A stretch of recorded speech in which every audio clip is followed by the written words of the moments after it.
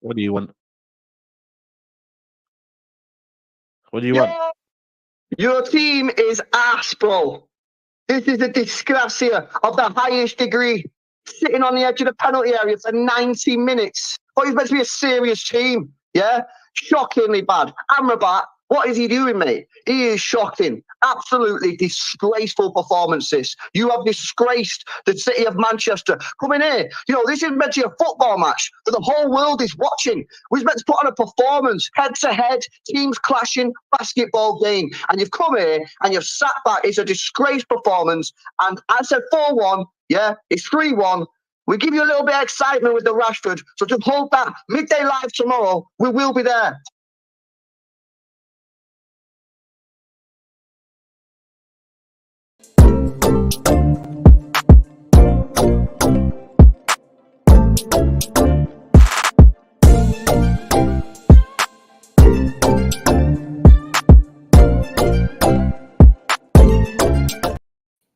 What's going on, people? Welcome back to the channel. Welcome back to Saeed TV.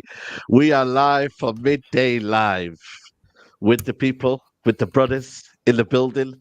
LB, how must you be feeling this morning? Because I'm not great. How are you feeling this morning? I'm splendid, me. I don't know who that guy was who rang you, but that wasn't cool, man. You know, ringing you on a watch along, putting you down like that. I don't know who done that yet, but that was poor form for whoever done that. But yeah, man, I'm buzzing. Happy to be here on the Midday Live. Yeah, looking forward to the show, man. Yeah, absolutely, man. STEL, how are you, mate? Big win over the weekend, but I feel all good.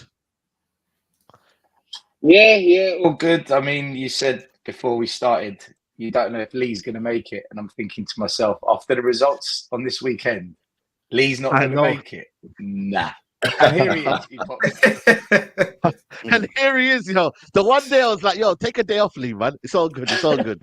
But he's made it. Big up, Lee, man. How are you? You got your coffee ready? You got your, you know what I mean, everything all prepped up?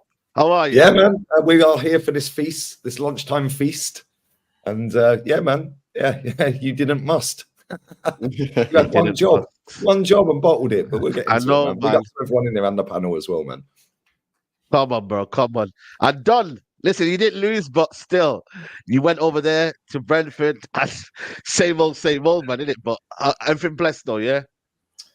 Obviously, I was at the game, man. We'll chop it up. We'll chop it up about my game. I know I didn't lose, but it feels like a loss. Because remember I said to you, I expect 3 points. These men didn't have a single defender that starts for them, starting against us. And we still couldn't get 3 points. But yeah, man, big up the chat and big up the panel, man. Every time, man. Yeah, absolutely, man. Listen, hopefully Rom's is going to be here in the next couple of minutes as well, so big up to Roms as always, but we've got to start on that Manchester derby. United humbled again, got the early goal, but let's be honest, man, he was always just waiting for Man City to turn up, and they turned up in the end, man. It is, you know what I mean? That's what happened, man, and I don't have no copium. I've got no excuses. Man City were a better team. Man City deserved it, and we're shit. And this manager's a fraud. You know what I mean? That's where I'm starting with. This manager's a fraud. This group of players are frauds. And I'm just sick and tired of Man City just making it so easy in the end, man. You know what I mean? Crazy, man. And the manager has the audacity to call it a good performance. The manager has the audacity to come out and say it was a good performance. Fine fucking margins. Are you seriously, man? I think, honestly, there's something not right in his head, man. I don't know if he's having too much weed. I don't know if he's having too much. I don't know, because he's from the Netherlands, right? And they have a lot of weed over there. So I don't know if he's going over there every weekend, trip to Amsterdam, smoking a few spliffs, and coming back to Manchester, because his head's not right, mate. Him and Poch are twins, bro. It sounds like you're describing Poch. Him and Poch are twins, bro. They're twins. I'm telling you, bro. They go bar for bar with the delusion. It's mad what he came out and said, Ten Hag. It's crazy. It's crazy, Saeed. And you know what's mad, yeah? He's broken another record yesterday of when we've been up at half time for 10 years, I think it is. The last time was Leicester, against Leicester. I think Jamie Vardy got, and we think we lost 5-3. He's broken another record. This guy's broken more records than I think any of the managers coming to the football club. Honestly, guys, I've seen more records than fucking wins. I've seen more records than fucking goals. I've seen more records than, honestly, than he's got in his air. It's a joke, man.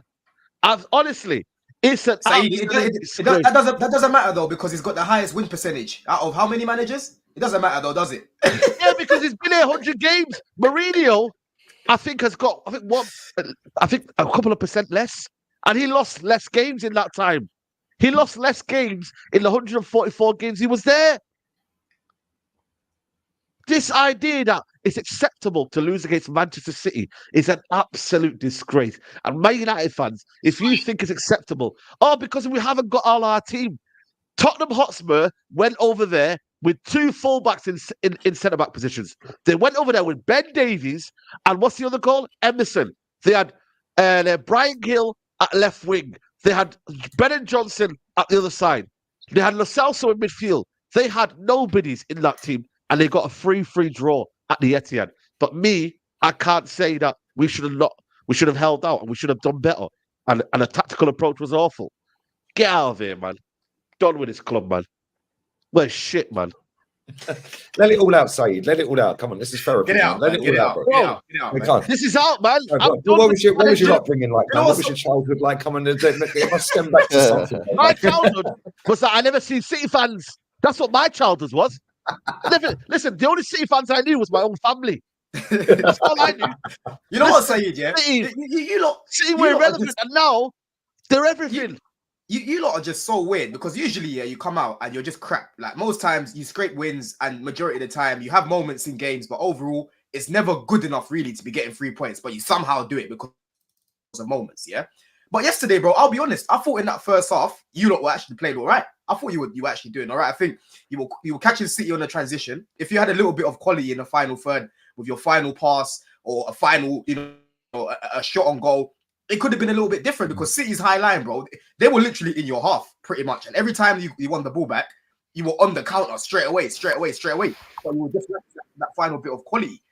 City in that first half, I wasn't really impressed, because I rate these players a lot, and they will find themselves in dangerous positions. But that final ball, it just wasn't on. Like KDB wasn't good on the ball, in my opinion. Haaland, he was all over the place. You know what I'm saying? Foden was okay in the first half, but that final bit of quality for City wasn't there. But you lot were finding holes in their back line, bro. And then the second half, you come out. I'm seeing you lot coming out to play now. I'm thinking, right, these lot are coming out to play. But it's like you forgot how to defend. In the first half, off the ball, you were really good. It was 4-4-2, really compact, not letting City really play through you like that. Obviously, City are good. They're gonna find a way somehow if you sit back, for the whole 90 minutes. But you were good. You were defending well, and like I said, you were quite compact. In that second half, bro, it was the other way around. You forgot how to defend. And some of the subs that he made, leaving Garnacho on the pitch, Rashford was your only threat. I don't rate Rashford like that, yeah. But if you're gonna keep anyone on in the transition, keep him on. You know what I'm saying? Because at least he can probably finish some of the chances he's gonna get. He takes him off. He brings on Anthony. He's one of the worst guys on the transition. Yeah. Who else did he take off? Mainu. So you've got no control now in the midfield. He took off Evans, who was quite good, to be fair. Right? I didn't really understand that. Was he tired? He didn't really. I think he was injured, to be fair. Evans. Right. Fair enough to him. But the in-game management again was shocking, and the players just looked lost in the second half, bro. They kind of just looked at it and thought, oh yeah, these men are too good for us. That's it. They're gonna win the game now. Do you know what I'm saying? So it was a game of 2 halves for me, man. Because I think in that first half, you lot actually did all right. And you know how much I criticize United. I thought you lot did all right. The game plan was working. Second half, it was back to the same old nonsense. And Man City, I don't think Man City were that good. I think Foden was the guy that was good for them. But overall, when I look at them individually, they weren't that good. I wasn't really impressed by Man City, because these men are a world-class team. I expected more from them. I expected a battering. LB when we spoke before the game, I said I expect you lot to batter them, and you didn't. I know you beat them, but you didn't batter them. It wasn't the best performance. Yeah. But again, it goes back to Man United, didn't it? And the manager, the players. It's a shit show, man. It's an absolute shit show, Saeed. Don, but this is the problem, right? You just said that you think United played all right in that first half, yeah? I think we had gears, bro. I think we had gears to pull in that game. I don't even think we were that good. And we still fucking cruised past them 3-1. And Foden should have scored another. Haaland missed an open net. Like, bro, I don't know. I can't get behind this thing that United played all right in that first half. If the style of play is just to sit there, defend for their lives, and then what? Are we just saying that their job is just to hoof the ball up for Rashford? Now, no, but LB, wait a second. So that paid dividends a little bit, yeah, because obviously the first goal came from ball to Fernandes and obviously laid off. It was a great strike from Rashford, and maybe Rashford could have got a second when he went through and headed the ball down instead of in front of him. But if we're saying that is good, that's not the way United should be playing, man. Do you know what I mean? But to be fair, LB, if anyone goes to the Etihad and plays football, they're getting pammed. Exactly. Circumstances. Yeah, but you need to show a little bit more, Lee. You can't just come and sit there. I mean, what they did in that second half was bro, let's be real. Yeah? That manager's trash. The team's trash. Yeah, they've just come off of the back of having over 100 shots against them against dead teams. Yeah, the plan was to nick a draw. That's the plan. No, that was the plan. That was the plan. But what I'm saying is, like, let's be real. If Rashford took a better touch, he would have gone clean through for 2. Correct. See what I'm saying? So the plan was working. But what I'm saying is that where United are now? Like, you just because they're stinky. But why am I hearing that United fans are still backing this manager? Then is that where your club is falling off a cliff? Nah, for me, yeah. When you look at it, yeah, the first goal we scored it, yeah, fair enough or whatnot. I thought we defended well. You know what I mean? I think the level was to contain Man City. But my thing is, yeah, what was the game plan in the second half? What was his idea in the second half? Because you can't just keep sitting back for the whole 45 minutes and expecting you're going to stop Man City from doing that. They're eventually going to find a way. And also, the substitutions were at the wrong times. At the wrong times. I think you should have been sitting back. Yeah, because let's be real, right? Until they scored that equaliser, they didn't really create a lot. Your goalkeeper was just having a couple of the odd shot here and there from 20 yards straight at him. Right? Haaland missed a sitter right on half time. Other than that, they didn't do anything. Yeah, and then all of a sudden you're trying to break away. Yeah, Rashford falls over. Everyone's crying it's a foul. It's never a foul. Get up. Yeah, and then you just stop defending. Yeah, the thing is, like, the best way for you to have got anything out of that game is to do exactly what you did in the first half. Pep was losing his mind on the touchline before half time. Yeah, the players were all huffing and puffing. De Bruyne turned into Prince Harry. Didn't know how to play football. Like, do you know what I'm saying? Just shanking ball. Like, what was he doing? You know what it is? Was anonymous. Foden was the best player in the first half for me for Man City. The rest of them were all like, a little bit all over the place. Like John Stones did all right first half, but that was the way you beat them. Going out and playing football against them in the second half was pathetic. Yeah, like pathetic in terms of to try and get a result. But like LB says, it is Man United. You got to show a bit more than that. And that's how low you are. Mourinho did that, though. If Mourinho did this performance here, everyone would have lambasted him and said, Mourinho's an enemy against football. But when it's Ten Hag, it's like we should feel pity for him. But when it's Mourinho and anyone else, the marketing and the PR around your football clubs are disgraceful. That's your fans' fault. It's your fans that create that narrative. Same at Spurs. When we had Conte, he's turgid. He doesn't change it. His football's dross. With Ange, the performances aren't good, but it's okay. It's the same. All fans do this. That's the fans' fault, right? But also, Syed, I would say that Mourinho's game, that is Mourinho's game. And Mourinho would have a way to win the game by playing that. This isn't the reason that I don't get the reason I'm not buying into this isn't what Ten Hag's meant to be doing. Yeah, I cannot believe this guy is still at the football club. Yeah, I genuinely cannot believe it. Those substitutions were actually shocking. He should have just took the players off and just conceded the game at that point, man. Because it was just ridiculous when you took Rashford off. And I hear some people saying apparently he wasn't fit for 90 minutes or whatever. Shut up, man. It's a Manchester derby. What are you talking about? It's not exactly like he was running anywhere. Exactly. That game was walking football. You didn't need to make any subs. It was walking football. You had 11 men behind the ball and you lot were just walking around. Yeah, Man United were just shuffling over from left to right. Yeah, and Man City were just passing it from left to right. Yeah, it weren't like 100-mile-an-hour electric football. Everyone was fresh. And Lee, I was saying to Rashford, I was like, wow, Garnacho's lasted again. Bro, how many touches did he have in that game? He must have had about 20 touches, Garnacho. He is awful, mate. Bro, Lee, I was saying to Traps yesterday, because he kind of had the same take as you about just sitting back like they did in the first half. I don't think you can do that over 90 minutes against City, because like I said already, in that first half, they were still getting in dangerous areas, right? You had to be a little bit braver on the ball. What United needed to do in that second half was to combine the two, yeah? If you're going to come out and play, be braver on the ball, but off the ball, keep that same shape. They forgot about their shape in the second half. That's why They forgot about their shape. That's why they ended up losing like that. That's why specifically I've said time and time on this show, week after week, I can only say United played somewhat decent first half, because if you set out a certain way to play and you've implemented it and you've carried that out, you go into halftime at 1-1. I have to give credit to United, because word to what Lee and Don said, you can't come out against City for 90 minutes and play like that. However, like Don said, it's a combination. You also have to give it a go on the count second half, and you didn't even do that. Your players were getting the ball and kind of just trying to recycle it again. It's like, no, go in for the kill. I know Garnacho tried to win the I think it was a pen against Edison. That was an excellent tackle. That was an excellent tackle by Edison. Big tackle. Excellent. Big tackle. If anything, I think he bottled it, because I think if he gets there a bit quicker than Edison, then Edison brings him down. But I think Garnacho was a bit hesitant at that opportunity, because I think if that goes in, it's then equal. It goes 2-2, or United go 2-1 up. I can't remember the time of the game that was, but for me, United just bottled that second half. First half, I have to give them credit. This stat is crazy. Second half, this stat is crazy, man. I can't believe this stat is actually true. You know, I even checked it last night as well. City had more shots on goal than United possession. My thing is, Lee, yeah, I understand we're not going to beat them for possession, but Gary Neville spoke about it on Sky Sports here. He said United by now under Ten Hag should be at least a little bit more high up the pitch. Burnley, if Burnley did that, or if, let's say, I don't know, Luton Town did that, that's acceptable. I understand that. But Man United under Ten Hag shouldn't be playing on the edge of their... I hear you, but the way your season's gone, the way you've been opened up when you've played football, or tried to play football against Wolves, against Luton, against all these other teams, West Ham. That's a bad indictment. That's a bad indictment. Yeah, but that's why he had to go and do that. Because if he's been playing how he's been playing against these lower down the table teams, they would have spanked you, mate. It would have been a 7 or an 8. Yeah, they scored 3 and could have had maybe a couple more after that. The thing is, though, I think Saeed, what it is with Saeed, Saeed, correct me if I'm wrong, yeah?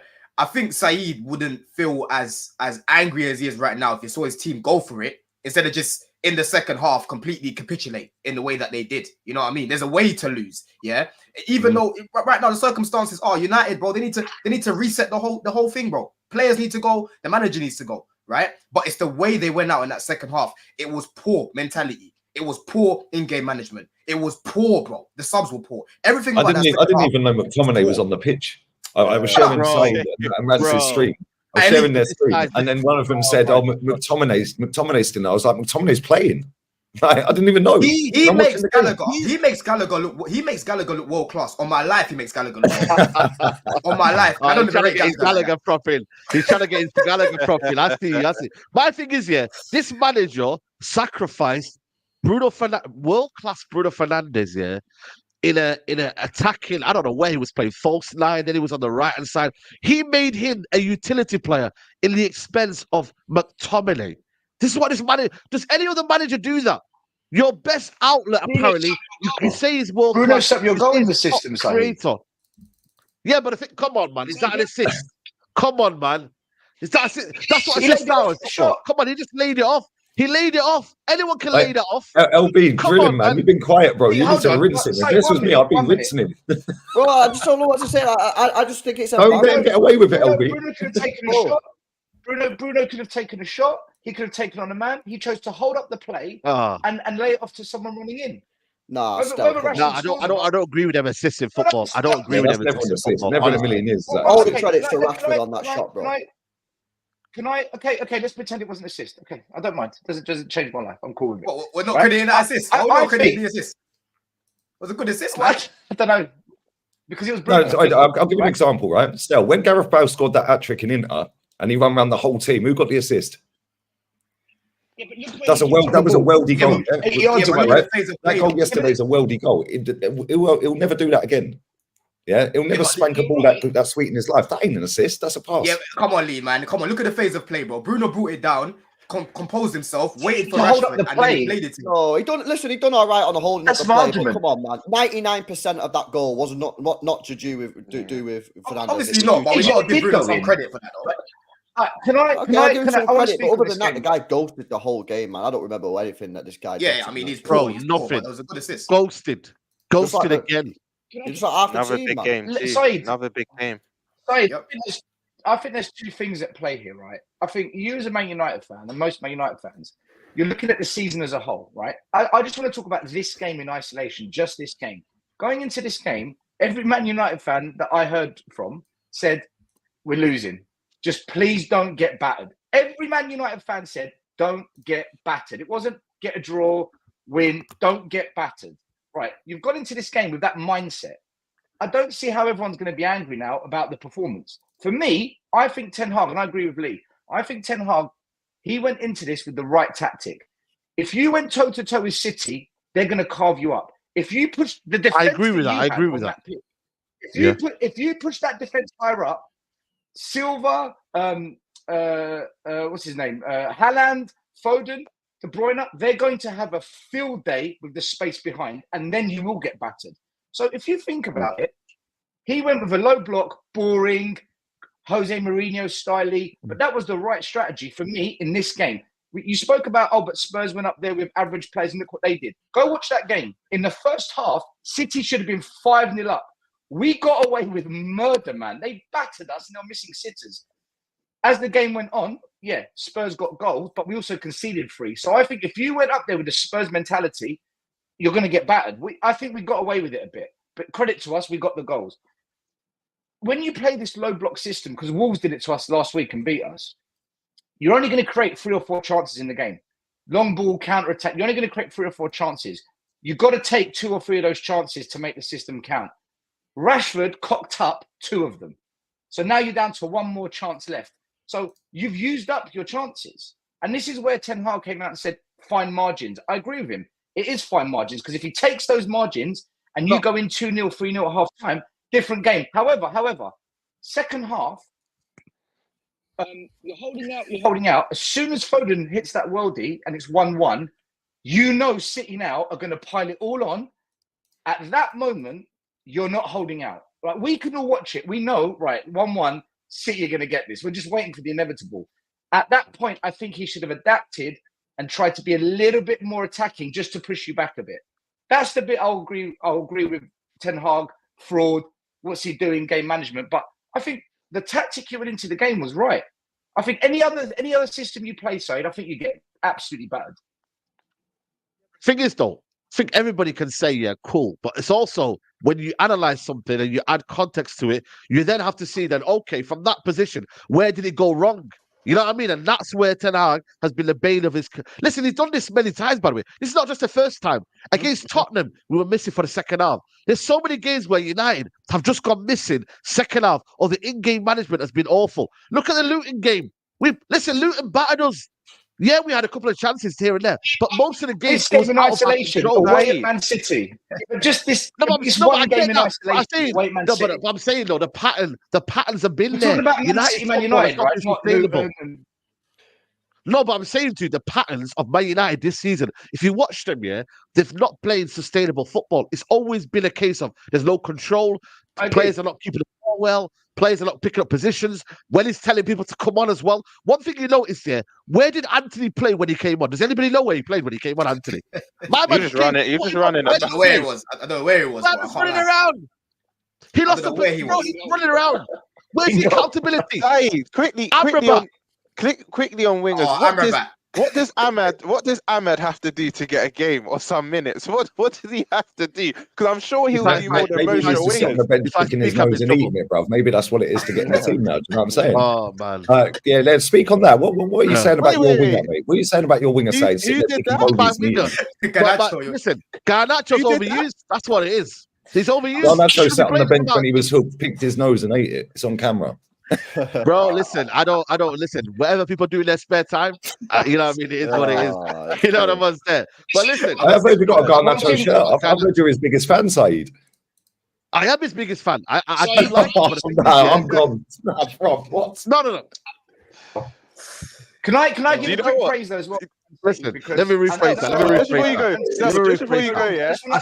Hold on, no. I need to take that one back. What I'm saying is, yeah, I still am a fan of Garnacho, and I want him to do well, yeah. But what I'm saying also, there are major flaws in this game. Still in this game, he's still raw. He's still not there yet. And for me, he's been overused and overexposed. He cannot keep doing this. He needs to be dropped. I said this from day one. Garnacho needs to be dropped.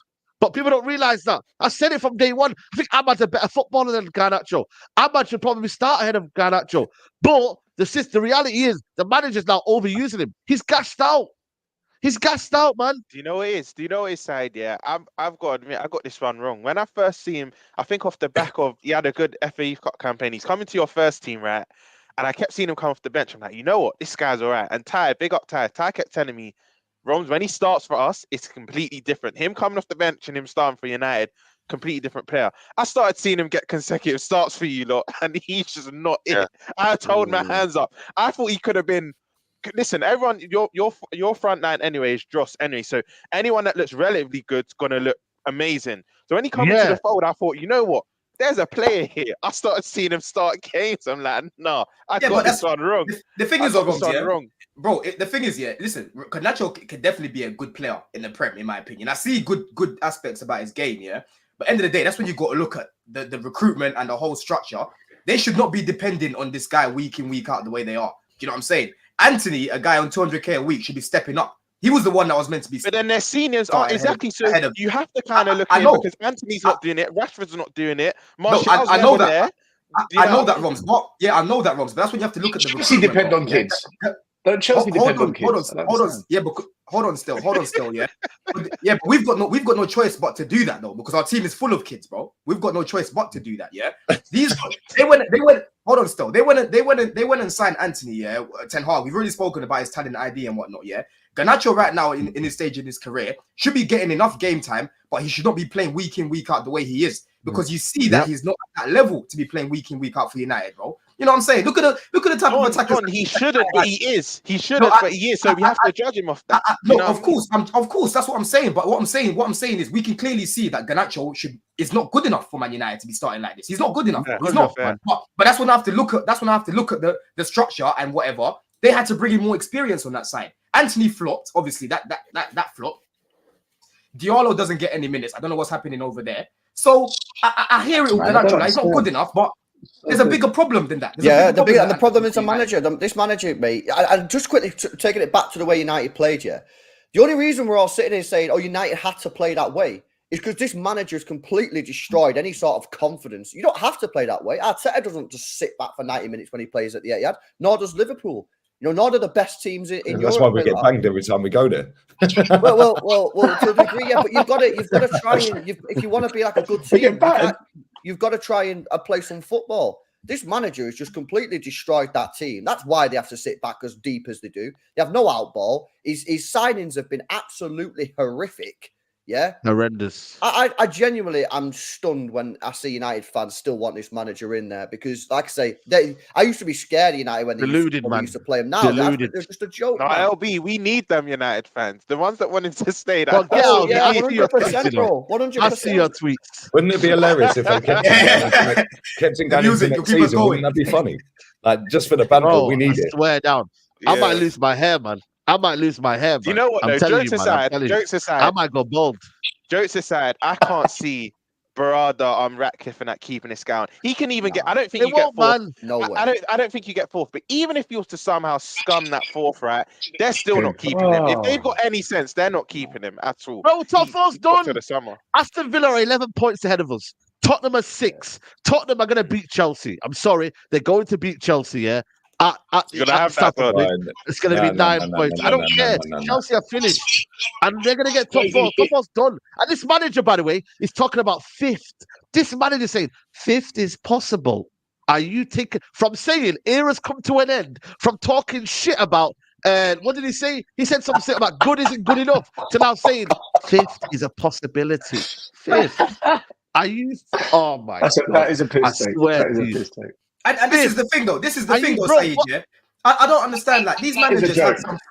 These managers have some cheek in it, because end of the day, yeah, we're all fans. We're not in the club day in, day out, yeah. Because I've got the same problem with Poch, yeah. And you'll get some people online saying, "Oh, are you a coach? Maybe you should coach the team, bro." We're not casuals, bro. We watch a lot of football, yeah. We know what we're talking about. And this man's trying to insult your fucking intelligence by saying some of these things. Oh, it was a good performance and whatnot. Week after week comes out, and it's like, bro, are we watching 2 different games here, bro? What are you talking about? I love it. What are you actually talking about? Do you know what he does? Do you know what these managers do as well? And Ten Hag's the worst at it in the Premier League.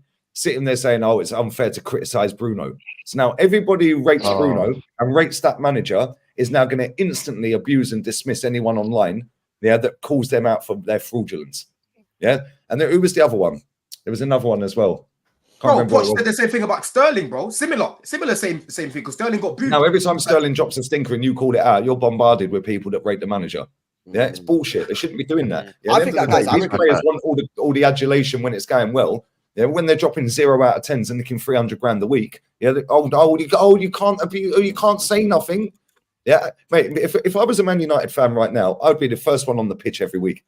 Yeah, I'd be out on that pitch. I'd lose my season ticket, mate. They've actually done it before. Remember they called off. I'm saying, look at them now. They've done it before. Look at them now. They got the Liverpool game called off, the biggest game in English football, because they had a backbone. What happened? They brought Ronaldo, Varane, and Casemiro. Yeah. Now look at them. Ten Hag. Shut up, man. They're crap. They are rubbish. Yeah, they are absolutely rubbish. And the only thing that they're getting away with this season, is the fact that Chelsea, are still worse. Still worse. Yeah, so it's kind of masking Man United's deficiency. And Newcastle still around 6th every week. Newcastle. Let me ask you, as a United fan, Saeed, what do you think it is right now? What are they waiting for, bro? In your opinion, what are they waiting for? No, they're not going to sack him now. They're not going to sack him now because I feel like they're going to carefully delegate the right person. You know what I mean? There's no point bringing it into him, even though probably I would sack him if it was down to me. I'd sack him and bring Bob down the road, mate, and take over United, mate. If it was up to me, But I think they won't sack him. They'll wait till the end of the season. But you know what? Let him. I don't know. Someone said let him suffer. You know what I mean? Let him become the worst manager in Man United since Fergie, because David Moyes got, I think, 12 points. Someone said that on Talk Sport. Let him suffer. I seen a clip yesterday. Let him suffer. And I was like, you know what? They probably are going to do that. Say, wait till the end of the season and then sack him. And maybe they don't want to pay the payout that he's probably going to get if they do sack him. I think he's probably going to get about 12, 13 million if they sack him. So yeah, wait till the end of the season and then he goes from there. So that's what I would do personally for me. But let's give Man City their credit. Phil Foden. I mean, Pep Guardiola said he's the best player in the Premier League. Listen, for me, I can't hate on Foden. I've never hated on Foden. This guy's quality, man. Everybody says, oh, this and that, but Phil Foden, man, talk to me. Yo, I think he's been our best player for City this year. I think Rodri's close, but Foden, for me, he's taken on that leadership role, man, because, listen, people are a bit dumb. Yeah, I'm sorry to say this. People are a bit stupid because people have said, oh, well, why is Phil Foden not playing in the middle previously? It's because we had David Silva, mate. It's because we had Ilkay Gundogan. It's because we had Kevin De Bruyne. Yeah, you don't just come in, no matter how good you are. These are elite level footballers, mate. These are elite level players. He's had to bide his time. I think Pep has handled and managed Phil Foden perfectly, despite all these know-it-all pundits. All these people saying, "Oh, Foden should go out on loan. Pep's ruining his career." Actually, what Pep's done is allowed Foden to get used to first team top level title races, Champions League football, playing in multiple positions, refining his game. And now we're looking at Foden because David Silva's not there no more. Gundogan's not there no more. Kevin's been injured all season. You know what I mean? And we got to start thinking about life after Kevin De Bruyne. It is now Phil Foden. I think he's been the best player in the Premier League this year, on a consistent basis. Best player for City. And yeah, man, he's just cooking now. Should have had a hat-trick yesterday. Should have done better with that first attempt, to be honest with you. But he's leading the team, man, and it's meant to see. Seeing this academy player come through, local lad, and he's just so talented, man. He's freaking unbelievable. And people forget as well. People forget he's never been on loan as well, Lee. Before you land your point, people forget that he's never been on loan, bro. Never been on loan. The guy broke through when he was what? 17. Don. You know that's a big indication to how good he is, because normally young players that are good, but they still got that bit to go. They go on loan. But if your club know you're that guy, they keep you, and you're spot on, Don. He's never had a loan. I think that's very key. Never had a loan, bro. And playing with world-class players like Mahrez, Bernardo, and still coming in off the bench and scoring important goals for City, bro. It's not a joke. And now, start of the season, we were saying this is now Foden's chance to actually play week in, week out, because KDB picked up that injury against Burnley, obviously, first game. He had the opportunity to now consistently play, and he's taking the opportunity with both hands. You know what I'm saying? So this guy's gonna soon. We're gonna start talking about world class. You know what I mean? Do you know what it is? And LB, your fan base already knew this because you're watching week in, week out. But anyone that knows ball, this was inevitable. Like you said, LB, the only reason why he couldn't do this in his preferred position, because you had the likes of Gundogan, David Silva, etc. You had Bernardo playing in the centre as well, and he played well in a few tout seasons. But this was inevitable. This doesn't really surprise me, and I just think he's going to go strength to strength now. Now he's in that central role. He will go strength to strength. What a player. What a player. And can I just say two things? Firstly, the last comment, or that comment in there from Law. Yeah, Saka's got more GA, but Foden's having a better season. Yeah, because we have eyes, mate. Thank you. Oh, man. Yeah, goals and assists don't mean nothing. You telling me, okay, on that basis, then Erling Haaland's the best player in the league then? he's got the most goals. Is that what you're saying? Yeah. Is that what we're saying? Just because you score goals and get assists don't mean you're actually an amazing player, mate. Yeah, I've seen Andy Carroll score a hat-trick against Arsenal. Yeah, I've seen Peter Crouch score a perfect hat-trick against Arsenal. Yeah, do you know what I'm saying? Like, these people watch game through SofaScore. Like, I've got eyes. Don't know. What I wanted to say as well, yeah, is the thing with Foden, yeah, he's had a lot of competition, but the way Pep's nurtured him is amazing, right? Because he ain't just played him in the middle. He's played him on the left. He's played him on the right. He's played him at false 9 in a game before, or a few games. Yeah, he's played him in the middle. Yeah, he's played him at number 10. Yeah, and all that does is nurture how good you are and bring up different skill sets. Yeah, because if you're good with your right foot, playing out on the right, it's going to make you even better. If you're good at dribbling, okay, cool. Now dribble through the middle instead of down the wing.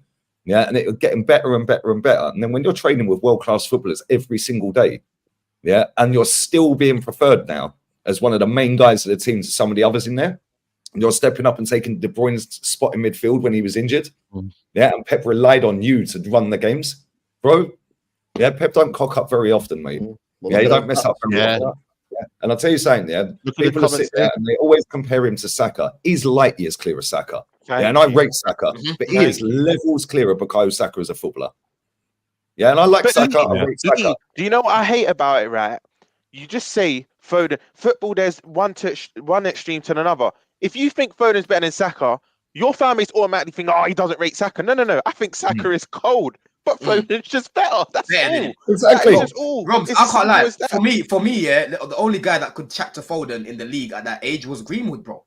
When it comes to natural ability and whatnot, Greenwood was a baller. Greenwood was the only guy that I looked at when it comes to natural ability and the things I was seeing him do. Left foot, right foot, the flair. Bro, I was like, this is the only guy that can go. But this is the only guy that could.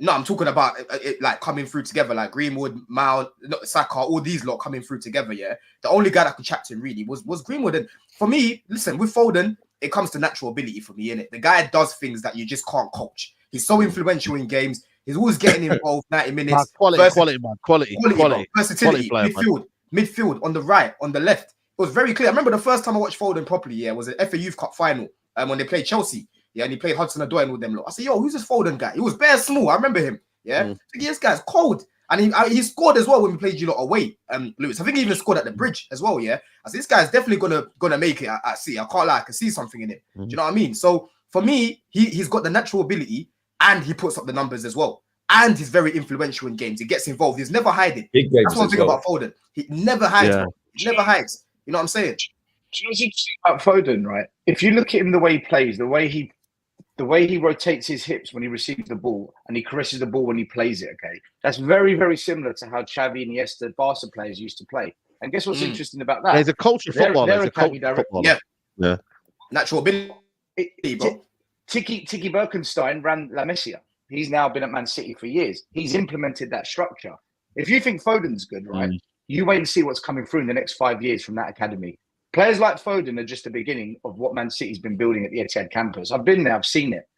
The way he plays is very Spanish-esque, but he's got the physical ability now of a Premier League player. And that's why I think Foden's beginning to flourish, because he's now got that physical presence. He is a top player. Really, really good player. Still, but again, go on that point. Level. Yeah. Oh, yeah. Of course, he could go to the highest level. On that point, though, this is where you got to give Pep the credit, man, because every week Pep was getting pelters, man, from the media in this country saying Pep's going to ruin him. You know what I mean? He's not playing him enough. Blah blah blah. He needs to go out on loan. All this kind of shit. Yeah, just like they did when Pep can't play this Pep football in England. It won't work because all these know-it-all pundits think they're just, you know, it's why they're working on TV. Yeah, if you know what you're talking about, yeah, why you're not managing? You know what I mean? I'm being a coach. No, you're in a TV because you probably failed as a manager. And this is where you got to give the big credit to Pep, man, because he's stuck there. And as well, credit to Foden, because Foden probably had to put his trust in the manager. He would have been getting calls every week saying, "Oh, come to our club on loan. Come to our club on loan. You know, we'll play you. For real." He put his trust in Pep, and like I said, now the question is how high can Foden go? Because for me, this year I think he's been the best player in the league, in my opinion. How high can he go now? Yeah, how high can he go? That's the question. Put this way. There's always that argument, why don't you get, like this guy's put it in the chat? Where's Foden for the England setup? Just a bench warmer, mate. If you're basing Gareth Southgate not picking him when he picks Harry Maguire every game, you're tapped, my friend. Exactly. Real talk. Yeah, this is why England don't win anything. Terrorist Because our best football. players never play. When you ask the question about how high can you go in football, yeah, you have to think of it this way. The conversation right now with Foden is a lot of people actually have the same opinion on it. Like after Wayne Rooney, he's probably the best talent that England's produced, right? And Wayne Rooney, for me, was the best player in the Prem for a minute, yeah, and he was world class as well, yeah. Obviously, his career, the way it ended, was a bit meaty, but Wayne Rooney at his pomp, no one was touching that guy. Do you know what I'm saying? No one was touching that guy. So for us to now say he's arguably the best talent England have produced since Wayne Rooney, bro, this guy's gonna be world class, bro. I know that for sure. I know that for sure. You know what I hate? I hate the whole international thing, because you can have a player. You can have a player that's clearly better than another player who starts for their country in their preferred position, but we all know the player on the bench is better, but it's down to preference. So I hate when people use this argument, he don't start for his country, therefore his other compatriots better than him. No, sometimes it's just down to preference, and we already know what Southgate's on, so it doesn't mean one's better than the other just because he starts. I hate that narrative. Clown, man. That is a clown. Saliba don't start for France. Saliba don't start for France. Does that mean that someone else that starts ahead of him is better than him? No. There's a certain, actually, I don't know what I'm saying, but there's a certain centre back our fan base thinks better than Saliba just because he starts. And I'm like, look, for me, he's not. For me, it's the Konate Saliba debate. They're going to crucify me now, but I don't care. I think Saliba's better than Konate, but the Liverpool fans will chuck this narrative. Who starts for France? No, it's down to preference. It doesn't mean Konate's better. Do you know what I mean? But you're spot on, Don. Yeah. You're spot on. Can we speak about the Haaland miss? I know. Listen, we're gonna move on from Man City. Can we speak about Docker as well? Can we speak about the Belgian I showed speed? This guy's got to be one of the worst footballers I've seen, mate. He is awful to watch, mate. Literally just runs in straight lines, always looks off balance. He's running at 100 miles an hour, runs the ball out of play all the time, or hits the first man when he's gone past him. Like, what is he doing, bro? 60 mil. That's that needs to bin him, mate. Yeah, you've got Savio coming in next season anyway, so he's gone.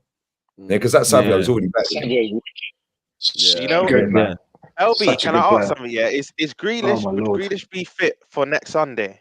Nah, be fit for us. No, he's got a big injury. He said he's out for a couple of weeks, man. It's a groin, isn't it? Yeah, it's a groin. Yeah. I was gonna say you're missing. You know this, but you're in a big game. Grealish and Docker, it's like it's actually. Bro, I said this before. Jack Grealish is the test to work out if people know football or not. Yeah, because if you sit there and go, oh, but he doesn't get goals and assists. He's been there 2.5 years and he's only got 25 G&A. Man said fancy Adama. Honestly, man. That's crazy. That's on crazy. Doku, listen, on Doku is a bit of a weird signing for us because it's not really a Pep style player. I think personally, as a bench option, last 10 minutes, you need a bit of pace, something off the bench. But yeah, it's not really working at the moment for him. Haaland with the miss, that was a madness. He's missed. Bro, is that the worst miss you've ever seen? Is that the worst miss anybody's ever seen? It's up there. I would say.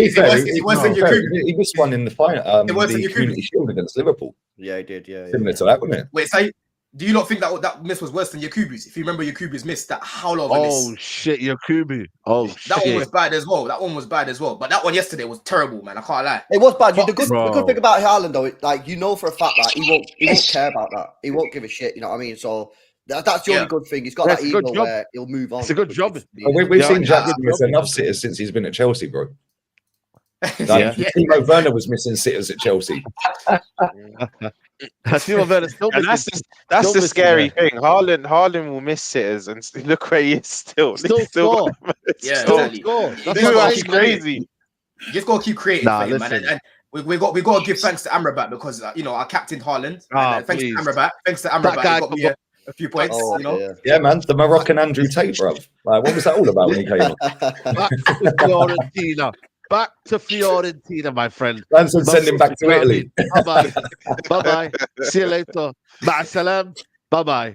Back to Florence, mate. Listen, 2.2k in the building. We're going to move on to Chelsea cooking because that's really nice and easy. 2.2k in here. Guys, 1k likes ASAP, man. Don needs a new channel. I am in love. So smart. Rah, you got a lover right here. You know what I'm saying? Crazy. Francis. Aye, man like Francis is leaving a bit zesty today. Big up to HT says, if Arsenal don't score 6 against Man United and Chelsea, wallahi Arteta should hit the sack. His head's shaven off. Well, that's a bit extreme. Yeah, it's a bit extreme, but listen, we move. No excuse, but ref was awful, to be honest. Big up my bro Don, says Blake. Don getting bare love Big up, today, man. Blake. Big up, man. Can we talk about Rodri, highest unbeaten 59 games? That's a crazy record. He is that is absolutely unbelievable, man. Unbelievable. Yeah. When we lost Fernandinho, I thought, like we're gonna be down bad here. And now Rodri's probably better than Fernandinho, man. It's crazy. Rodri. Yeah, bro, it's crazy, how you've got an upgrade of Fernandinho, who was meant to be one of the best defensive midfielders that we've seen in the Premier League, but it's an upgrade, 100%. Didier says Garnacho the underripe cherry put there to disguise the taste of cake of shit on which he sits. What? I don't know what that is, but we move on anyway. Let's big up to that guy who said that. That was like Macbeth. You know what I mean, bro? What was that, bro? Crazy. That was poetry. John, you at the game? You at the game, bro? You at the game? Broski, you might have finished, You might have finished. No, it's not even. Bro, Poch is finished. Yeah, that's who's finished over here. You know what I'm saying? Because, bro, I can't even lie to you. I was even late to the game. Yeah, I was watching. I got to Brentford. I parked up. I got in the cab. I was watching the game in the cab for like the first 15-20 minutes, and I got in the stadium. Yeah, but honestly, bro, the first 15-20 minutes, I'm not really seeing much. Let me take it back a little bit to the lineup, because listen, when I saw that he started an extra defender and he dropped an attacker, we literally had two attackers on the pitch. Wait, Chilwell's left wing again, isn't it? Bro, I thought Chilwell was going to be at left wing. It was worse than that. We played a back five, basically. Chilwell was playing at left wing back and Gusto was playing at left wing back, and we had three centre backs, right?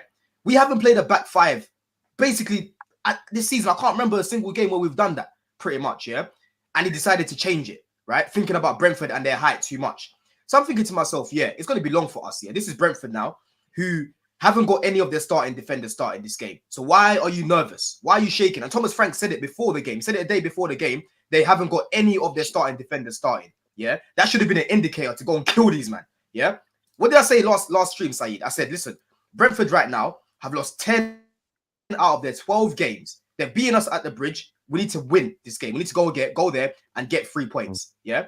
What happens when we go there? Negative football. Negative side-to-side football. The players aren't used to it. It wasn't fluid. The only thing I could take out from the first half really was Enzo Fernandez was creating some good chances for Jackson. Jackson missed, and Gusto, very good goal for Jackson in his header. Oh, the wicked delivery.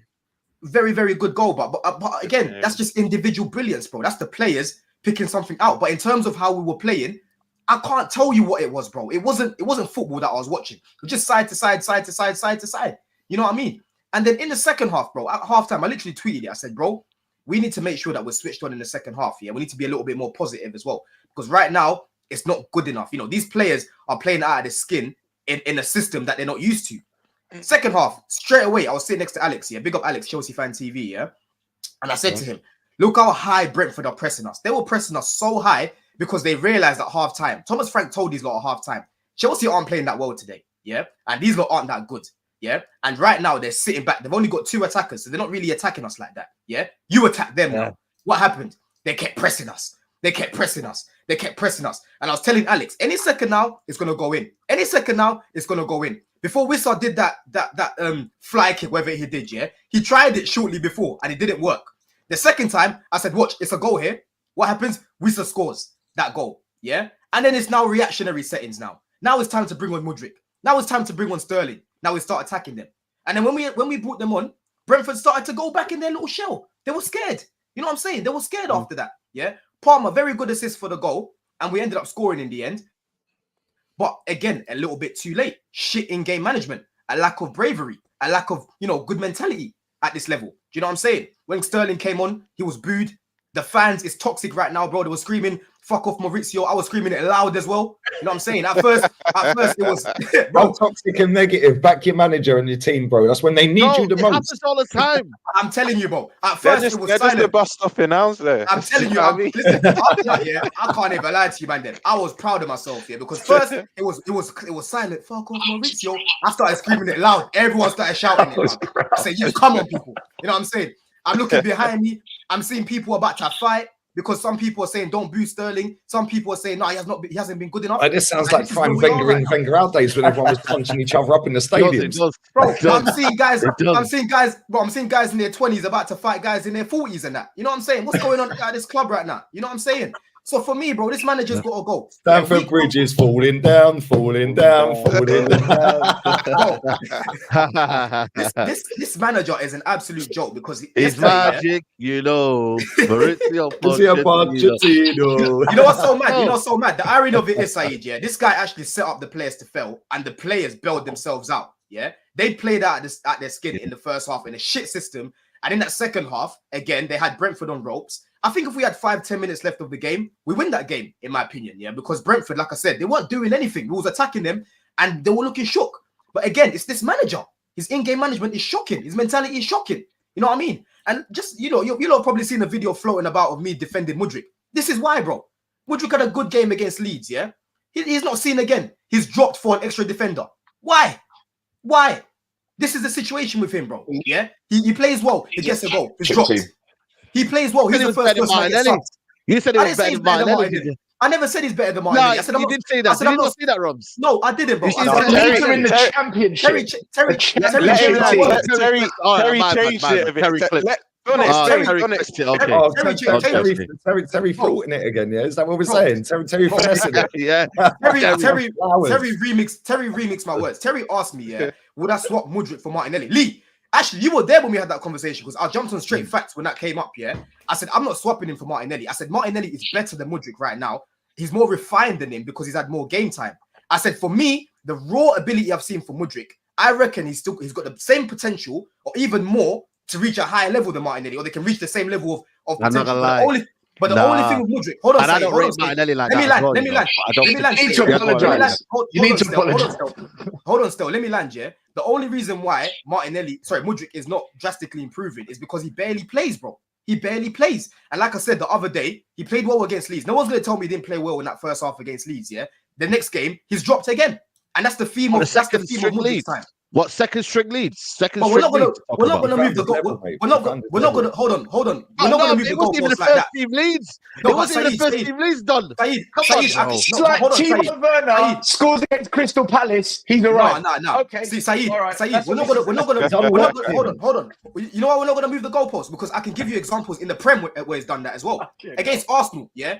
No, Martinelli wasn't better. Oh, come on, no, hold up. How the fluky goal done? No. I'm talking about his performance. Martinelli wasn't better than him that game. Saka wasn't better than him that game. And this guy's meant to be crap. Yeah. Against Crystal Palace, yeah. Stel's gonna tell me I can't use Palace, but Arsenal fans are using Palace when they're talking about the amount of goals that they've scored. They scored 5 goals against Palace. So if I can't use Palace, take away the 5 goals then that he scored against Palace. If I can't use Palace, yeah, I will use them as an example. No. 3 against United. My point is, 4 against Newcastle.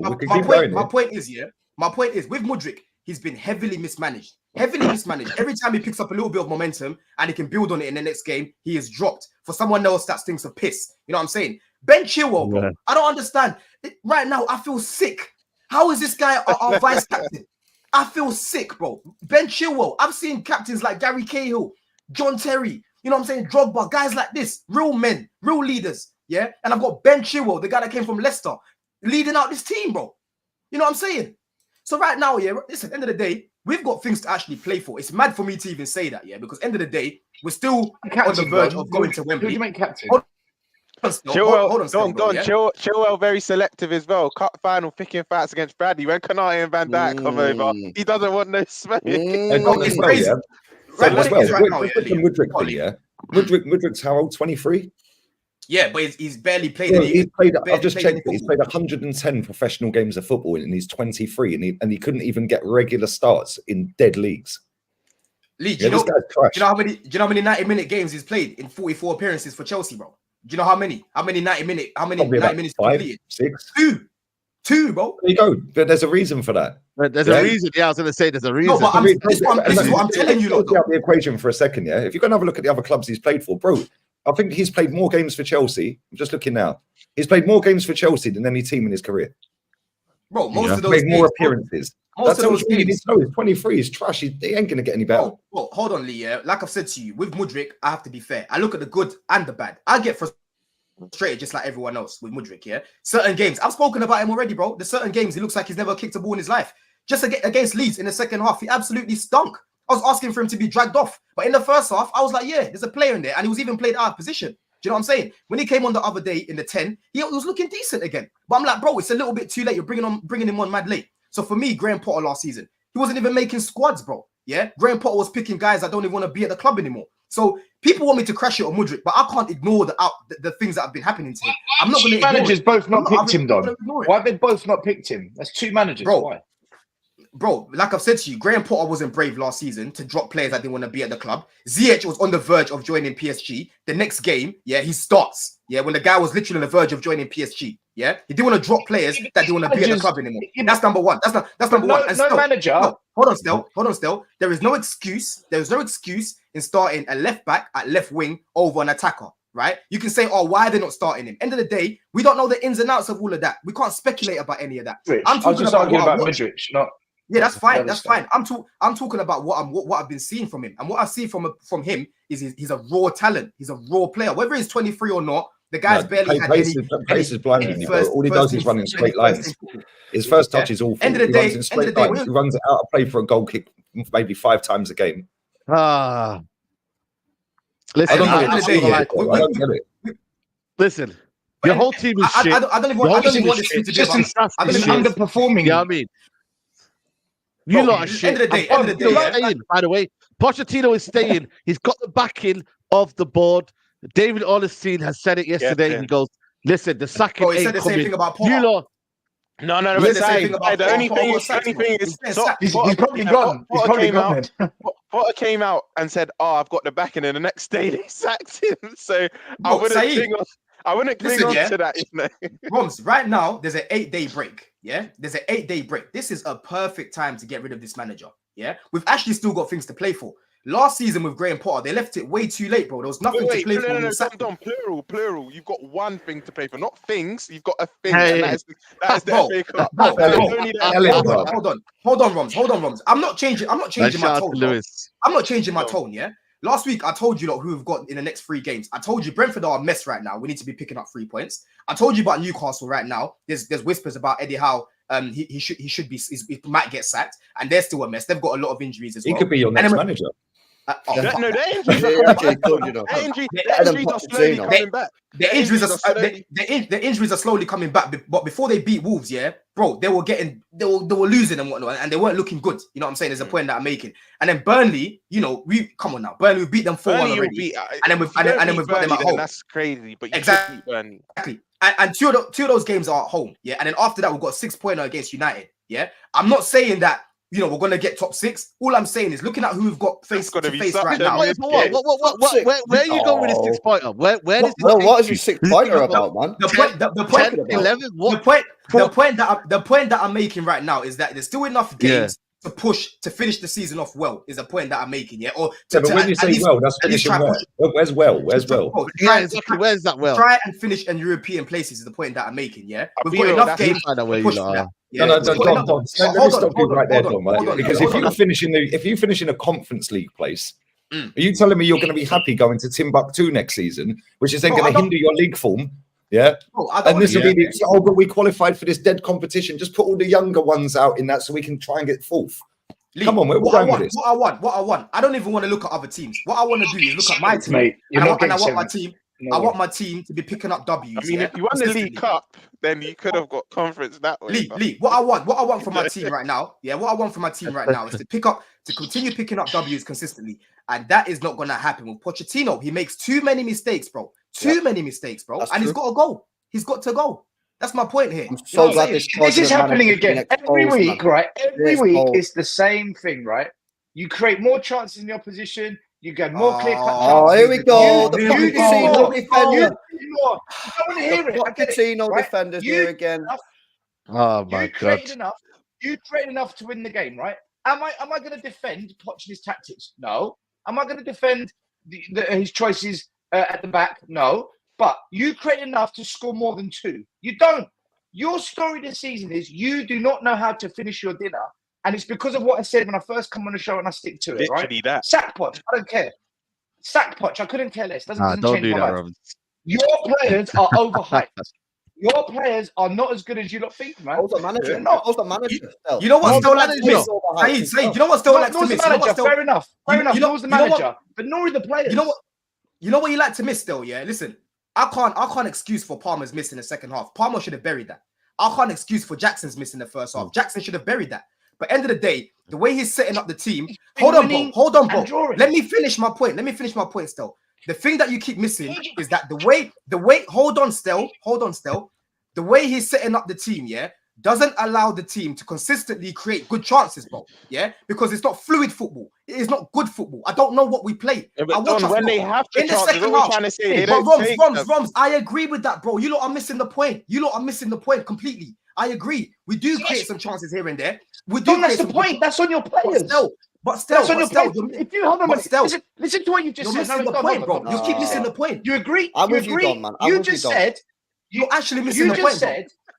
No, I get your point, but you're missing my point. You've just agreed. I'm not missing your point. I've agreed with you. I agree.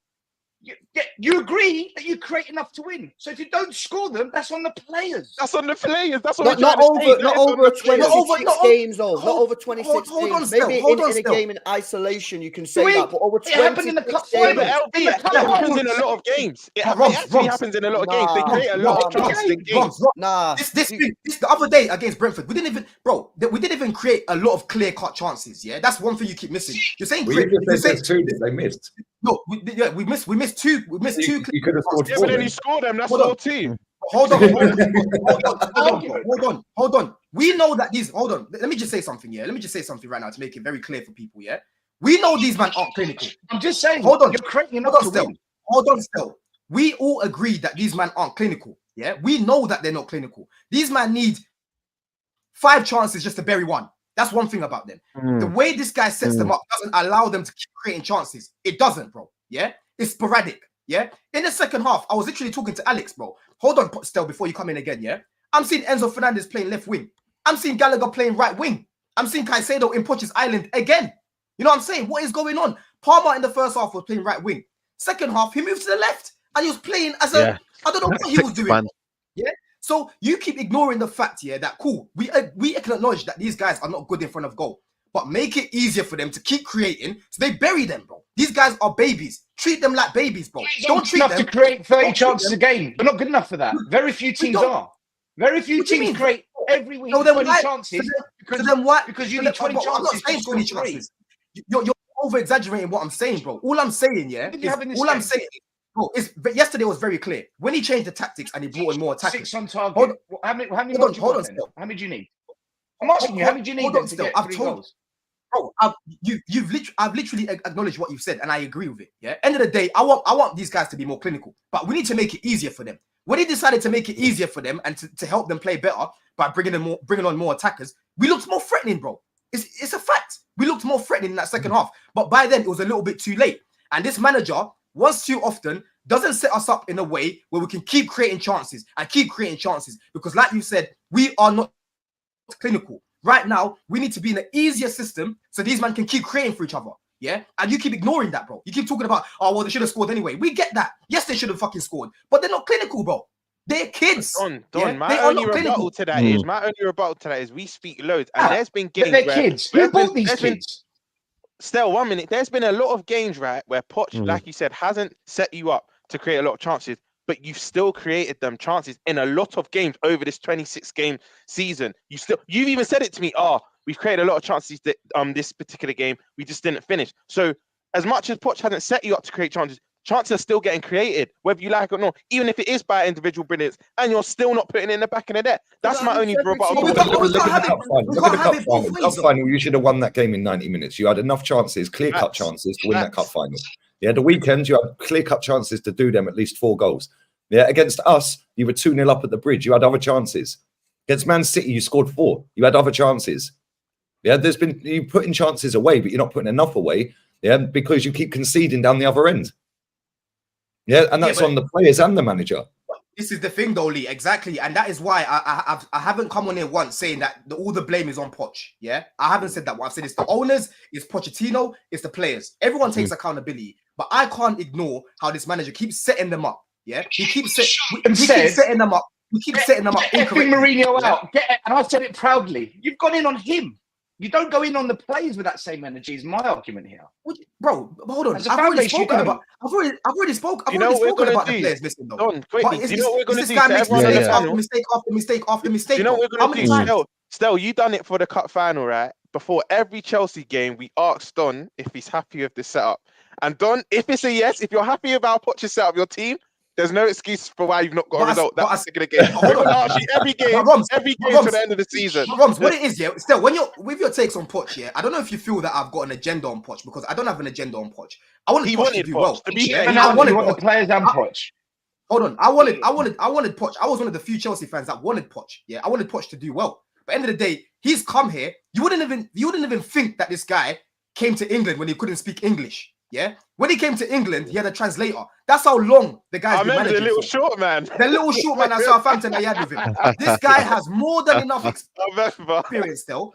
This guy has more than enough experience still to not be in 11th right now. Whether we miss chances or not, these men are better than 11th. Yeah, they are better than 11th. So you're not going to try gaslight me. I don't think your players are that much better. Okay, that's your opinion. But at the end of the day, they are, yeah. There's a lot of players that a lot of top teams are still taking from us right now, whether you like it or not. 8th place is your level. I think West Ham's players are better than yours. Newcastle's are better than yours. I think West Ham got a better attack. There's a lot more teams. 8th is your level. And for me, no manager comes in. That's not even achieve 8th, bro. You can't even achieve 8th. This manager. They're not gonna get. Let me find out where they are in the table in terms of how far they can get to. I don't even check it no more. Let me see. I'm stuck. Let me see your fixtures. I need to see your points of 8th. And you got a game. I'm stuck at a roundabout. With a game in hand, which you're not going to win anyway. You're not going to win. Look, so now look, we're 4 points behind Newcastle, right? That game in hand is against Spurs at Stamford Bridge. That only ends one way. We never win there. We never ever win. I think you'll win there. I think a draw. I think a draw. You know what though? So what's I like this though. So this like is I keep saying. They've got Newcastle. They got Leicester, Burnley, United, Sheffield United. Obviously, Arsenal in the midst of that. Everton, which will be tough. Brighton away will be tough. Brighton and Villa away. You know what I mean? They got West Ham at home. We've beaten Brighton every time we played them. They're finishing 11th or 12th. You might finish 11th or 12th. You might have finished, man. And on that note, we're going to move on. Big up to everyone still locked in. Big up to Tariq. Appreciate the donation. LFC fan, but support brother Said and elite panel. Best show after Big Six. Big up, lads. Big up to you, Tariq, man. Appreciate that, man. When are we going to see Said and Hamza? Listen, Saturday, we've seen it. Saturday, go check the show. He was there talking smoke about Liverpool. Chelsea 303 says, our players are mid. It's a bitter pill to swallow, hence why our fans choose to blame it all on Poch. We will be mid-table until fans like Don wake up. Wow.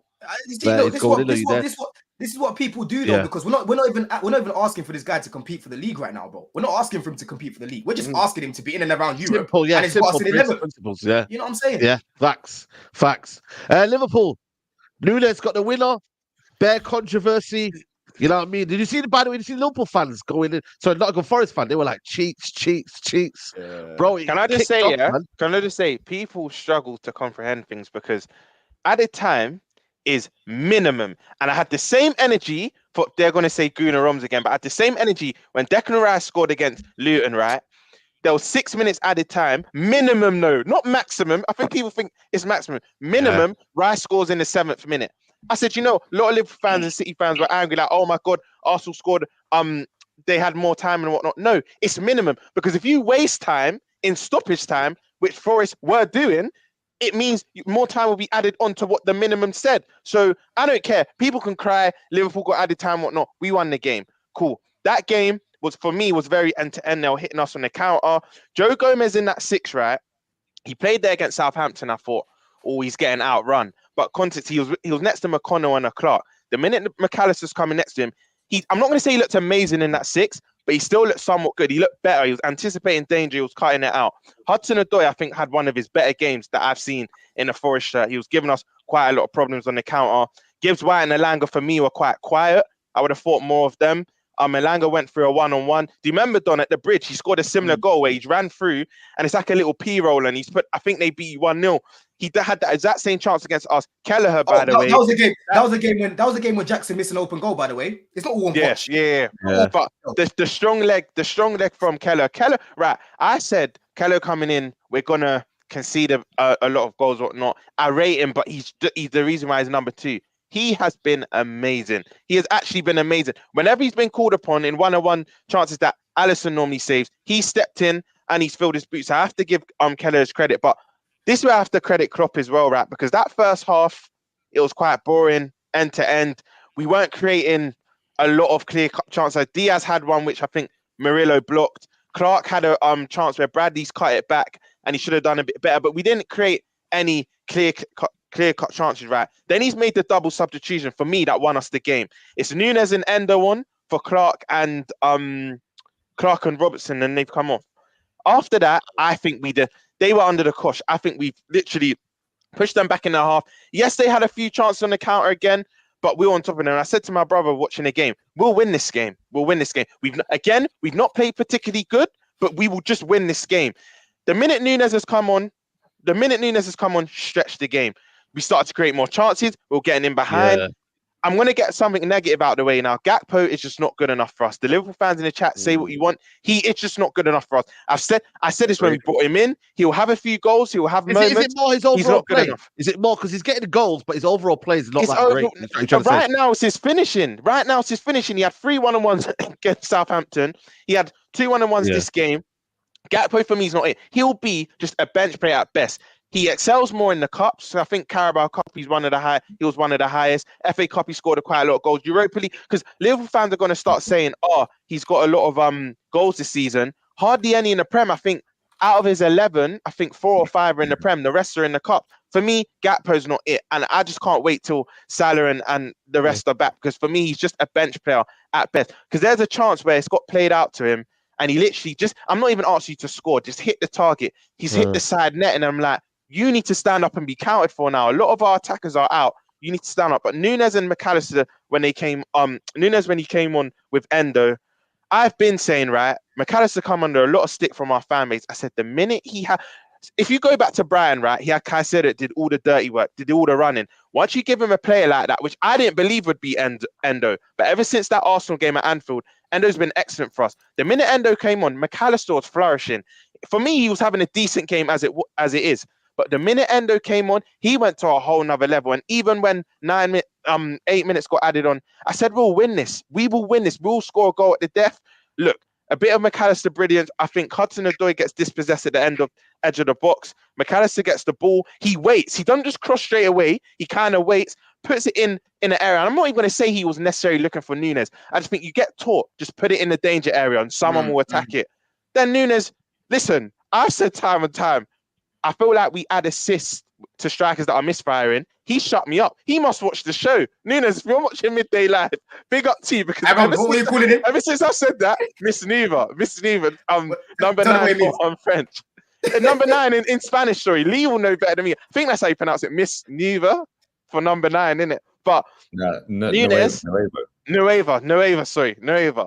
But the minute I said that about Nunes, he scored the goal against Brentford, scored the winner yesterday. He's doing what I want him to do, and he's just scoring goals now. So long may it continue. But I just knew we just have this knack this season of not necessarily playing well, just getting the job done. We just have a knack of it now. And I just knew we'll get a late minute. I think I showed you lot. The 80th minute, I put Darwin Nunes to score the winning goal, and it just happened. So people are moaning all weekend about, it's cheating. They want Liverpool to win the league. This is the same Liverpool that they got skanked at Spurs.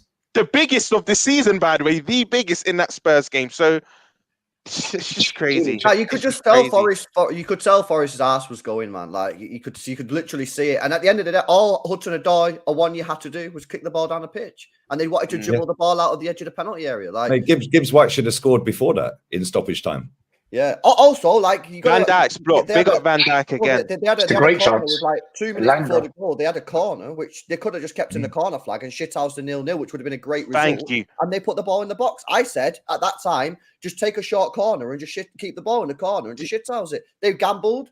They got caught. Listen, they can moan about the referee. I get it, but ultimately, there is a lot of football that's been played, and your two players, Hudson and Dino, you could have played the ball. So I don't really have too much sympathy. You know what, LB? Really. If I'm being fair, the drop ball, yes, I can see why they feel hard done by, but there's still another minute and a half for them to prevent the goal. Listen, you can't. Listen, I get it. Yeah, if I was a Forest fan, obviously I'd be pissed off, but you've got to look at what's happened after that, man. You know what I mean? Like, it's 2 minutes have gone by there. So I don't really. And now Clattenburg, who's now apparently employed. Side, you're on mute. You're on mute. What the hell is going on there? Yeah, say they might get relegated now. Yeah, they came out, bro. The game is played to the whistle. You play to the whistle of the game, man, and that's it. And this is what makes me laugh that from the age of 5. Keep playing until the referee stops the game, right? So facts. This is what makes me laugh as well, still, yeah, and lads as well, right?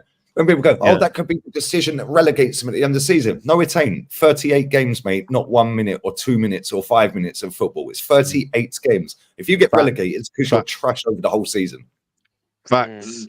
And if you're relying on VAR to keep you in a league, then you're not good enough to be in the league in the first place. Yeah, because we know VAR's crap. We see at the weekend, Real Madrid get skanks out of a winner in stoppage time. Oh, that was crazy. That was crazy. But VAR's crap everywhere, bro. Yeah, it's crap everywhere. So stop relying on VAR. Stop relying on referees and go and get your job done. If they had defended properly, they wouldn't have conceded. We all get decisions go against us, man. And like I say, for me, I just think when they had that corner with 2-3 minutes before the goal, I would have kept it in the corner flag. You know, you're fighting relegation. You've got one of the best teams in the world playing at your stadium. You're going to get a 0-0. Like, fair dues, they wanted to go for it and nick it. But at the same time, you know, the risk on that is you lose the ball goes up the other end. Like, I would have just kept it in the corner flag, man. And you know, another thing, because he does this, it's almost getting normalized. But I want to just big up Van Dijk. I just want to big up Van Dijk again because obviously wins us the League Cup. And this particular game, Morgan Gibbs White has a shot and Elanga has a shot where he just blocks. But it's kind of like in the, I'm not gonna say dying moments, but it's from about the 82nd minute onwards. And I know a lot of people would be like, that's just what Van Dijk does. But in them crucial moments to get us over the line, to make them important blocks, he's been amazing this season. That's why when people are saying this centre-back, that centre-back's been the best. So far, cool, you might say I'm a bit biased, but he, for me, has been the best in the league this season because he's saving us time and time again. But it's getting normalised because he does it so often. No. We're going to disagree on this one, Lee. Both been better than him this season. You're just getting off this recency bias, bro, because he's blocked a couple of shots. No, Lee, he's been excellent for us from the start. Other than the sending off at Newcastle, he's been excellent for us from start to finish. I'm not saying he's been bad, but the two that we've got have been better. Nah. Not for me. Not for me. I think the only person...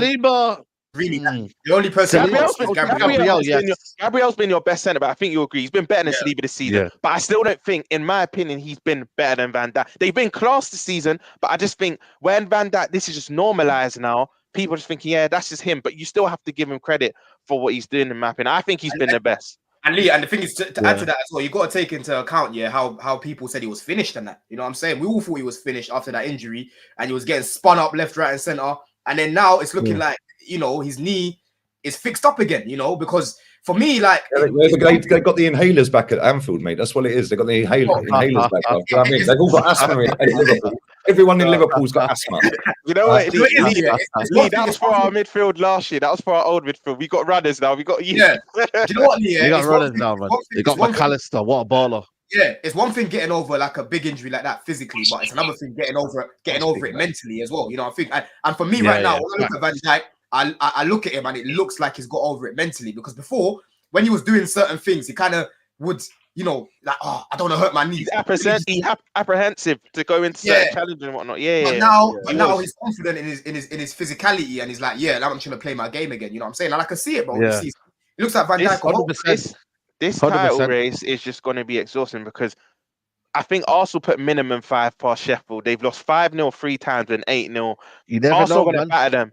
And the thing is, goal difference could be key, but next Sunday, it's going to be massive. City versus Liverpool, first versus second. It's going to be massive. Ooh, you got LV. I think we beat you. We're going to beat you, man. Anfield. I back us against anyone at Anfield. I think we beat them. You try that highlight. Try that high line against Liverpool, because United were getting in behind. You try that against Liverpool, Hey, if we win tonight, Liverpool won't low block it. Liverpool won't low block it either. This is what it's about, though. This This is what it's about. LV thinking they're winning. I think we're gonna win. It's gonna be an amazing Sunday, bro. This is what it's about. It's honest, but I'm not buying this narrative. And I said it a couple of weeks ago. There's some Liverpool fans saying, you know what? Even if we draw, they got Arsenal. We just need to win the game. I don't want to take them chances. Why do you want to just have kind of that safety buffer of a point? No, try and extend the gap. I want to win that game because I'm hearing a lot of stuff from our fans saying they got Arsenal their next game after, or they could drop points in that game. No, let's just do our business. Forget relying on other teams doing this, that, and the other favors. That's why yesterday, not to be rude, I didn't really care about United not getting a result. I would have liked United to get a result, but I want to control our destiny. I don't want to be relying on other things and other teams to be getting us results. I want to be in control of where we need to be. So we have to beat City next week. We have to. I do not want to. I think we need to beat you guys because I'm not agreeing with some City fans saying a draw is a good result because I'm looking at your fixtures. Who's beating Liverpool? Who's taking points off of Liverpool this season? What, Villa? Maybe one game. I'm looking at your fixtures, man. You got a pretty good. You've got a pretty good running, yeah. Do you know what I mean? So listen, I think we need to win at Anfield. I think we will. But I think we're all in the same position, man. Like this title race is 100% If crazy. we win tonight, we're going to win. And then you guys draw. We're top of the league if we beat Brentford on goal difference. When we level on points with Liverpool and one ahead of City. Yeah, if you guys draw. But then we've got City. Come on, Arsenal. Ollie McBurn's got something. Man. Come on, get out of it, man. We ain't Chelsea. Do you know what I mean? We can actually defend. Listen, people. Have you been to Sheffield? Have you been to Sheffield yet? No, we play them at home. We beat them. Bro, it's hilly, man. Listen, man. We're gonna quickly wrap up on Tottenham. STEL, talk to me. Tottenham 3-1. Eze, what a brilliant finish, but you got there in the end. And yeah, man, Werner and Brennan Johnson come in and saved the day, man. It's a funny old story, isn't it? Listen, okay. I said before the game we'd win 3-0. We won 3-1. And the reason is Crystal Palace are rubbish. I've watched them play so many games without their top players. They're a very average team. They're 14th in the league. Yeah, the new manager bounce, whatever, blah, blah, blah. There's no way they were going to come to Spurs and we're not beating them. Never in a million years, okay? My worry, and you know, it's the way we're playing. We are not playing well. That first half was shocking from Spurs. Like, we had one shot. Eze's free kick was superb, but go back and watch it. There's a big gap between our wall and their players. We literally gave him a path to see the goal, and he's buried it. Yeah. Absolutely laced it. Dip, swerve, curve, everything, man. It was a bullet of a shot. So I was shocked we went 1-0 down because Palace did nothing in that game. Like, they literally did nothing all game other than that free kick. So I was shocked to go 1-0 down, but we didn't deserve to be winning. And like I've said before with Spurs, if you low block us and stink out the game, we don't know what to do. Like this is where I rate Man City. People say, oh, Man City, they didn't play that well yesterday. They are the best team against a low block. They're patient. They harass you. They pressurize you. They find those through balls, and eventually you break. That's what City do against a low block. I wish Spurs had that in them. We don't have that. And we didn't know what to do. As soon as Crystal Palace moved up a bit, opened up, like I've said to you as well, guys, we are clinical. If you give us the space in behind, it doesn't matter who you are, we will punish you. We will. We've just got that about us. They opened up and then bang, bang, bang. 3 goals in about 10, 15 minutes. Timo Werner, the first half was diabolical. Offside twice. Yeah, I've seen that. The one-on-one with the goalie, I'm lost for words with this, bro. Even when he rounded the goalkeeper, you're gonna miss. He would have been cleared off the line if he'd got it past the keeper because that's how p-rolling it was. Like, just slow. He's shocking, man. He had chances to beat the man. He didn't. Listen, second half, I'll give him some props. He took on the man once or twice, and he put in one really good cross that we should have converted. But am I waiting for that one moment in 90 minutes to justify this guy being on the pitch? I just think he's a very average player. Brennan Johnson came on, and everyone's like, oh, look at him. He beat 2 men. He bundled past one that fell over. The second player's ricocheted off his ankle. Like, come on. There's a difference between persistence and skill. That was just persistence. There was no skill. You don't like Johnson, do you? Still, you don't like Johnson, do you? No, you don't like him. You don't like him. Look how stressed he gets when he talks Funny, about it. let me tell you something, right? Last week or the week before, after the show, I stayed behind for 10 minutes and had a chat with Roms, because Roms used to be an academy player. I developed players for academies, and we're just talking football. You see McAllister, that cross he put in. You'll see where I'm going with this. That cross he put in for Nunes, that was absolute class. And I'll tell you why. For me, it's the small details with players that define how good they really are. Rom said, I don't know if McAllister meant to put the ball in the box, or because you're taught just put it in there. Go back and watch, because I go back and watch. Just before he crosses it, most players would have just whipped it in. Like there's 1 second, 2 seconds left. Aimlessly, He looked up. He lifts his head. He quickly scans the pitch, spots Nunes, looks back down the ball. Now, big up to make LB. sure he gets the technique right. Yeah, big up, boys. Big Got up, boys. Yeah. Go back and watch what McAllister did. He looked for that. He found it, and then he played it. He didn't just aimlessly whip it in. It's those small details. A bit like when we spoke about Enzo in the cup final, not checking his shoulder when he did that back heel. It's those little details. I look at Brennan Johnson. Listen to me. He's not a good player. I'm telling you. He's just got pace, and he bundled his way through a couple of players. He'll pop up with the occasional tap in, just as Timo Werner did. Crystal Palace are rubbish. Against a better team, that's not happening. What we did there with those players. Son, because Son one-on-one with the keeper. Werner, that's every winger in the Premier League, pretty much. Anyone, MUDRYK, what's his name? Werner, Brennan Johnson, Doku, Mitoma. Yeah, I could keep going, bro. And this has been going on for years. Saint Maximin, Adama Traore. I know Saint Maximin's not here now, but like the point is, these players are not that good. Yeah, but they can run fast, which is why they're a threat. Yeah, they can run fast, and if they get a goal here and there, it looks great when they dribble past 1 or 2 players. Oh, look at me, I dribbled and smashed it. The amount of times I see Timo Werner in that game, right, absolutely just spank a ball off the geezer 1 yard in front of him. I'm like, what are you doing? It's just a bit dumb, isn't it? It's not intelligent. They're just they're very simple. Like they'll do the hard stuff and then be like, oh shit, what do I do now?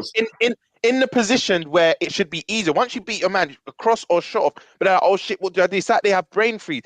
I completely agree with you, Lee. The wingers in this league, and they go past the man, right, with ease, because they're quick. So go past them, but then they stop and then pass backwards. Yeah. Cross the flipping ball, and then they cross it. It's the first man.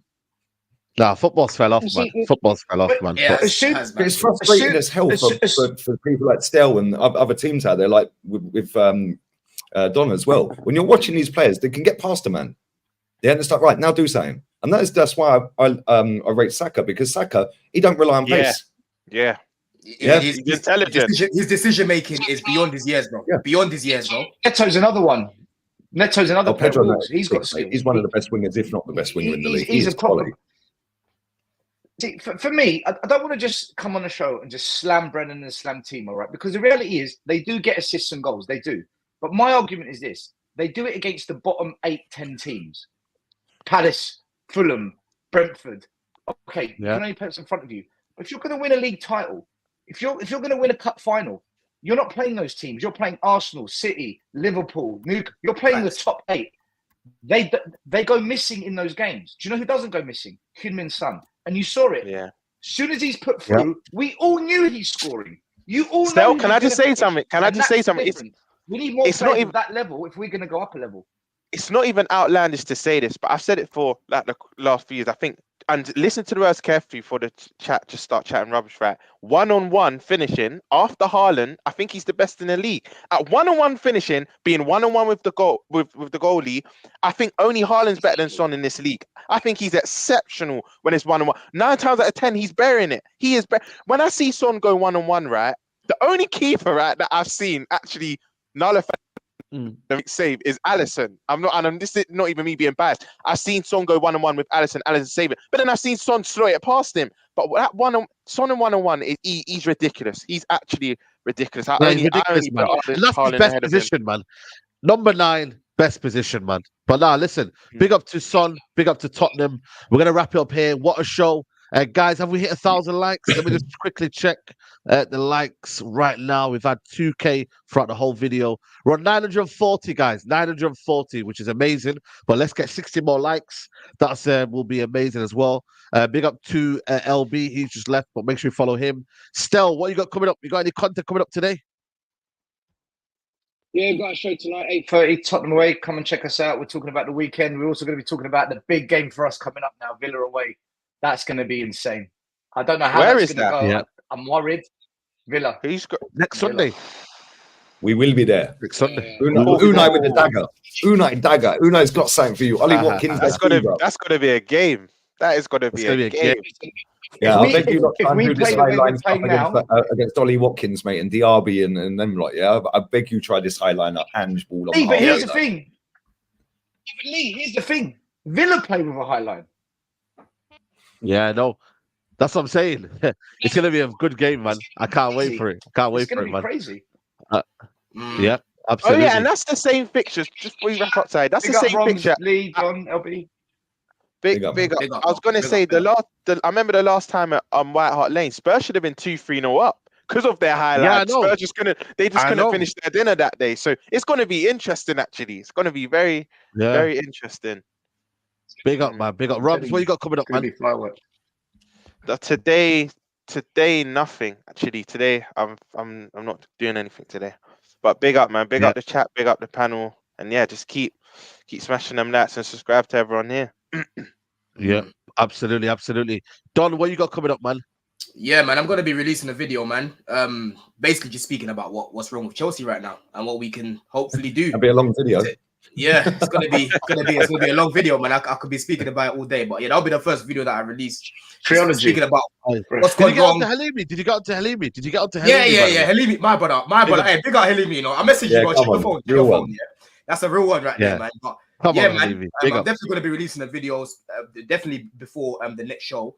Just speaking about what's going on right now and how we can try to rectify things and whatnot. But yeah, man, big up the chat every time. I enjoyed today. You know, it was like a therapy session and whatnot. Big up Stel, big up Saeed, big up Lee, big up Roms, man. Every time, man. Yeah, facts, man, facts. And then Lee, you're going to be live hopefully soon for the podcast. Obviously, you're playing tonight. So big up to you, Lee, as always, man. Yeah, man. I appreciate it, man. Big up to the lads on the panel in the chat. Yeah, I've just emailed Kenny and Jez, see if they can do it in 20 minutes rather than an hour and 20 minutes, but just waiting on a reply. So yeah, get notifications on them. And I might be live in 20 minutes. If not, I'll be live in an hour and 20 minutes. And then obviously full match day, man. We are going to spank them tonight. We're going to spank them. Yeah, so, yes, yeah. We will be there. Feet up at half time, like the last 6 league games, cigars on deck, pina coladas. We're there, guys. Yeah. The final famous last words, you know what I mean? But we'll be there regardless. Big up to everyone. Any hate alongs tonight? No. I don't do hate alongs for Arsenal. I want you to win the league. You know what I mean? So I'm with you guys. He's doing them for us. Do one next Sunday. Next Sunday you can do it, sir.